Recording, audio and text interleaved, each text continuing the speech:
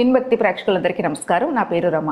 ముందుగా అందరికీ ఉగాది శుభాకాంక్షలు. ఈ కొత్త సంవత్సరం అందరము ఆరోగ్యంగా సంతోషంగా ఉండాలని కోరుకుంటూ కొత్త సంవత్సరంలో అడుగు పెడుతున్నాం కాబట్టి ఈ సంవత్సరం మనందరికీ ఏ విధంగా కలిసి వస్తుంది, ఇలాంటి జాగ్రత్తలు తీసుకోవాలనేది తెలుసుకుందాము. తెలియజేయడానికి మనతో ఉన్నారు ప్రముఖ ఆధ్యాత్మికవేత్త, జ్యోతిష్య మరియు వాస్తు పండితులు, దైవజ్ఞ డాక్టర్ నిట్టెల ఫణిభాస్కర్ శర్మ గురుగారు ఉన్నారు. గురుగారితో మాట్లాడి తెలుసుకుందాం. నమస్కారం గురుగారు. నమస్కారం అండి. ఎలా ఉన్నారు? బాగున్నానండి. మీరు ఎలా ఉన్నారు? బాగున్నాను. ముందుగా మీకు ఉగాది శుభాకాంక్షలు. మీకు కూడానండి. మీకు అలాగే మన విన్భక్తి ప్రేక్షకులందరికీ కూడా ఉగాది శుభాకాంక్షలు.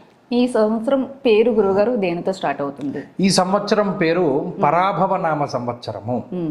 పరాభవనామ సంవత్సరంలో రాజులు పరాభవులవుతారు అని చెప్పి శాస్త్రంలో చెప్పబడి ఉన్నది.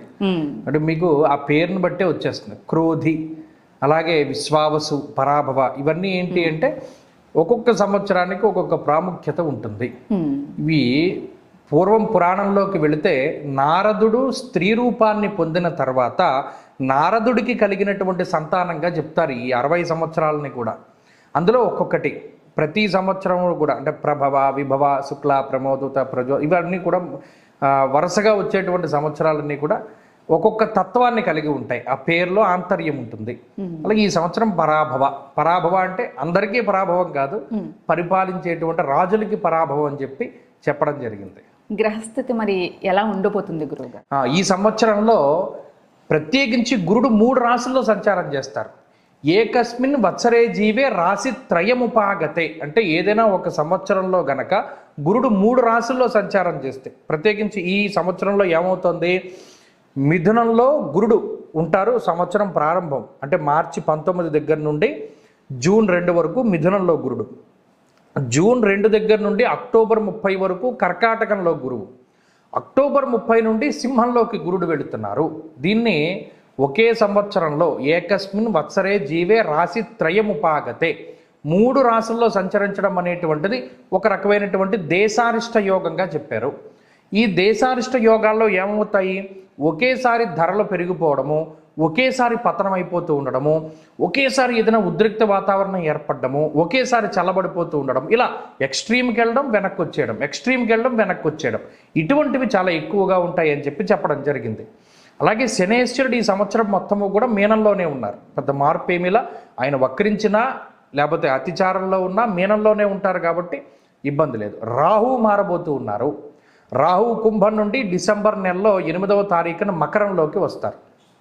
మకర రాశిలో ఉండేటువంటి రాహువు మంచివారే కాబట్టి ఈ సంవత్సరంలో ఈ దీర్ఘ సంచార గ్రహాలను బట్టే మనం ఫలితాన్ని అంచనా వేస్తాం. అలాగే ఏ రాశుల వారికి ఏ విధంగా ఉంటుందో కూడా తెలుసుకుందాం. తప్పకుండా గురుగారు, ఉగాది తర్వాత ఈ కొత్త సంవత్సరం అంతా మకర రాశి వారికి ఏ విధంగా ఉంటుంది, ఎటువంటి జాగ్రత్తలు తీసుకోవాలి? పరాభవనామ సంవత్సరంలో మకర రాశి వారికి ఆదాయం 2, వ్యయం 8, రాజ్యపూజ్యం 1, అవమానం 2. అలాగే ఈ సంవత్సరంలో జూన్ 2వ తారీఖు వరకు గురుడు 6వ స్థానమందు సువర్ణమూర్తిగా, ఆ తదుపరి 7వ స్థానమందు లోహమూర్తిగా ఈ రాశి వారికి సంచారం చేస్తారు. శనేశ్వరుడు ఈ సంవత్సరం మొత్తము 3వ స్థానమందు తామ్రమూర్తిగా సంచారం చేస్తారు. రాహుకేతువులు ఈ సంవత్సరంలో డిసెంబర్ 8వ తారీఖు వరకు 2వ స్థానమందు 8వ స్థానమందు కూడా రజతమూర్తులుగాను, తదుపరి 1, 7వ స్థానాల్లో సువర్ణమూర్తులుగా సంచారం చేయబోతూ ఉన్నారు. ఈ మూర్తిత్వాలు ఒక గ్రహం తాలూకు బలాన్ని గోచారంలో మనం చెప్పడానికి ఉపయోగపడతాయి.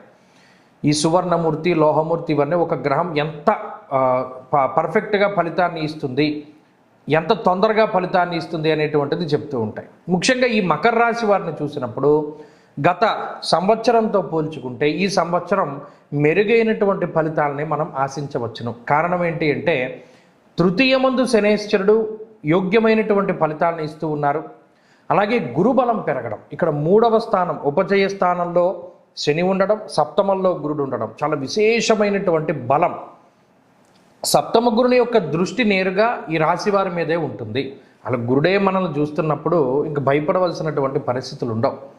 3వ స్థానం ముందు శనేశ్వరుడు ముఖ్యంగా మనం మాట్లాడుకుంటే అది ఉపచయ స్థానం కాబట్టి ముఖ్యంగా అది సహజైన వదేచ్ఛాద భక్ష విక్రమ సోదర అని అన్నారు. ఆ 3యంలో ఉండేటువంటి శనేశ్వరుడు పటుత్వానికి కారకుడు. అంటే ఏదైనా పట్టుదలగా చేయాలి, ఇల్లు ప్రారంభం చేసాం ఆ ఇల్లు పూర్తి చేయాలి, పలానా చదువు ప్రారంభం చేసాం దాన్ని పూర్తి చేయాలి, లేదు మనం విదేశాలకు వెళ్ళడానికి ట్రై చేస్తున్నాం, దాన్ని పూర్తి చేయాలి. ఇలా మనం ఏదైనా ఒక పనిని ప్రారంభం చేస్తే దాన్ని పూర్తి చేయాలి లేదా పూర్తి చేసేంత వరకు నిద్రపోనటువంటి స్థితిని శని కల్పిస్తాడు. అది గొప్ప పట్టుదలకి కారణం. అలాగే సొంత ఇంటి కళ, ముఖ్యంగా సొంత ఊర్లలోకి వెళ్ళి మనం ఇల్లు కట్టుకోవాలి అని కొంతమంది అనుకుంటారు. ఇప్పటివరకు మనం ఇక్కడ ఉన్నాం, మన సొంత ఊర్లోకి వెళ్ళి ఇల్లు కట్టుకోవాలి అంటే దానికి శని సహకరిస్తారు.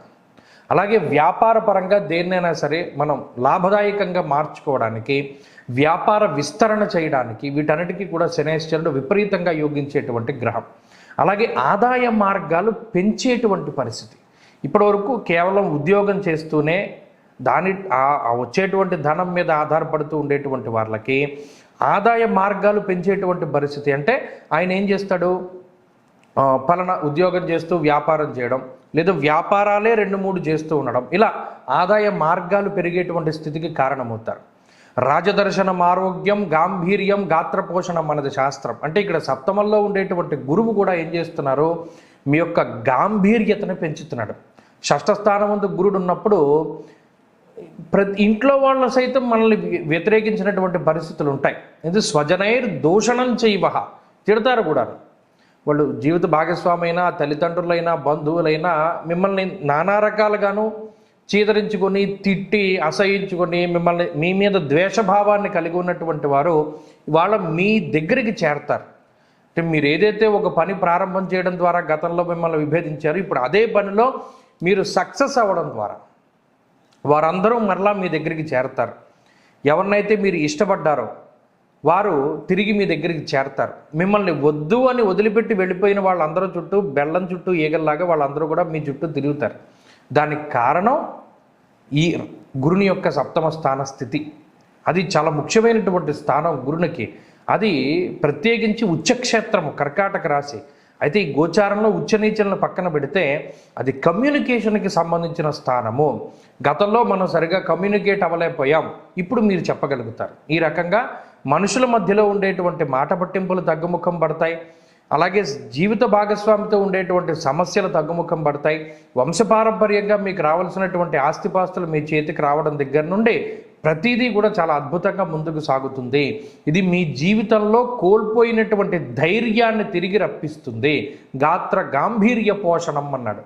మీ మాటకి విలువ పెరగడం దగ్గర నుండి 10 మంది మిమ్మల్ని అనుసరించడం వరకు ప్రతిదీ కూడా మీరే ముందుకు తీసుకెళ్ళగలుగుతారు. ఇది చాలా అద్భుతమైనటువంటి స్థితి. ఇంకొక గొప్ప విషయం ఏమిటి అంటే డిసెంబర్ నెల వరకు రాహువు కూడా యోగిస్తున్నారు. అక్కడతోటి ఏమవుతుంది, 3 దీర్ఘ సంచార గ్రహాలు కూడా మీకు అనుకూలంగా ఉన్నాయి. గమనించండి, గోచారంలో ఒక గ్రహమే యోగిస్తేనే చాలా మంచి ఫలితం వస్తుంది. అలాంటిది సప్తమంలో గురుడు యోగించడం, తృతీయంలో శని యోగించడం, 2వ స్థానముందు రాహువు యోగించడం, 3 దీర్ఘ సంచార గ్రహాల తాలూకు ఫలితం మీకు ఉన్నది. కాబట్టి ఈ సంవత్సరంలో నెంబర్ 1 రాశి ఏదైనా ఉంది అంటే అది మకర రాశి మాత్రమే. ఈ రాశి వారు 8.5 సంవత్సరాల పాటు ఏలినాటి శని అనుభవించారు. ఎప్పుడూ చూడనటువంటి విధంగా గ్రహణాలను చూశారు. పరివేషలు అంటే సూర్యుడి చుట్టూ వలయాకారంలో పరివేషలు ఏర్పడ్డాయి. పంచగ్రహ కూటములు ఏర్పడ్డాయి. షష్టగ్రహ కూటములు, షడ్గ్రహ కూటములు ఏర్పడ్డాయి. అంటే ఎంత నలిగిపోవాలో అంత నలిగిపోయినటువంటి రాశి మకర రాశి. ఇప్పుడు మరలా ఇదే గ్రహస్థితి మిమ్మల్ని పైకి తీసుకువస్తూ ఉన్నది. ఇది చాలా గొప్ప మార్పుగా మనం అభివర్ణించవచ్చును. కాబట్టి ఎక్కడ పోయిందో అక్కడే మీరు తిరిగి సంపాదించుకుంటారు. ఈ సంవత్సరంలో నెంబర్ 1 రాశి మకర రాశి. దాంట్లో ఏమాత్రం సందేహం లేదు. శుభ కార్యక్రమాల దగ్గర నుండి సంతానోత్పత్తి వరకు, ఉద్యోగ లాభం దగ్గర నుండి ప్రమోషన్ల వరకు, వ్యాపార లాభం దగ్గర నుండి విస్తరణ వరకు అన్నీ ఈ రాశి వారికి అనుకూలంగా జరుగుతాయి. మరి బాగానే ఉంది కాబట్టి దిష్టి తగలకుండా పరిహారం చెప్పండి మకర రాశి వారికి. మకర రాశి వారికి ఇంకా ఈ పరాభవనామ సంవత్సరంలో జాతకం కూడా అనుకూలిస్తే వారు విశేషమైనటువంటి యోగవంతులు అవుతారు, పుత్రవంతులు అవుతారు, భాగ్యవంతులు అవుతారు. అలాగే ఇది పదవీ యోగవంతులు అవుతారు. కాబట్టి ఈ సంవత్సరంలో ఏం చేసుకోవాలండి ఈ రాశి వారు అంటే హనుమద్ ఆరాధన చాలా మంచిది. హనుమద్ ఉపాసన, హనుమద్ ఆరాధన కనుక చేయగలిగితే, ప్రతిరోజు ఆంజనేయ అష్టోత్తర శతనామావళి స్తోత్రాన్ని చదవగలిగితే ఇంకా అద్భుతమైనటువంటి ఫలితాన్ని పొందగలుగుతారు.